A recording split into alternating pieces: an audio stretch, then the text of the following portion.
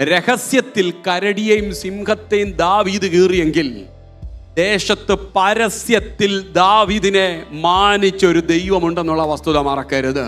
ആമേൻ. രഹസ്യത്തിൽ നിനക്ക് നേരെ ചാടി വീഴുന്ന കരടിയെ, നിന്റെ കുടുംബത്തിന് നേരെ, നിന്റെ ഭാവിക്ക് വിരോധമായി ചാടി വീഴുന്ന സിംഹത്തെ കീറാനുള്ള ഒരു ദൈവകൃപ ദൈവം നിന്റെ മേൽ പകർന്നിട്ടുണ്ട്. ഇല്ലെങ്കിൽ ഉപവസിച്ച് പ്രാർത്ഥിച്ച കൃപ പ്രാപിച്ച് നീ ഇവിടെ നിന്ന് എഴുന്നേൽക്കാവൂ. ആരാധനയിലെ കൃപ പ്രാപിച്ച് നീ ഇവിടെ നിന്ന് എഴുന്നേൽക്കാവൂ.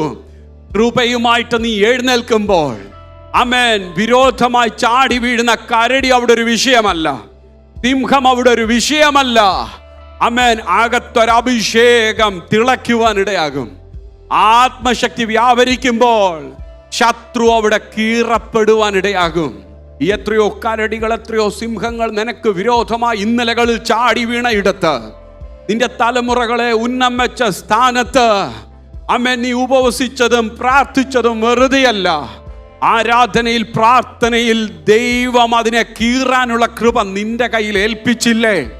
ഇന്നലകളിലെ പ്രാർത്ഥന, ഇന്നലകളിലെ ദൈവകൃപ, അതാണ് ഇന്ന് നിന്നെ ദൈവം നിർത്തുവാനിടയാക്കിയത്.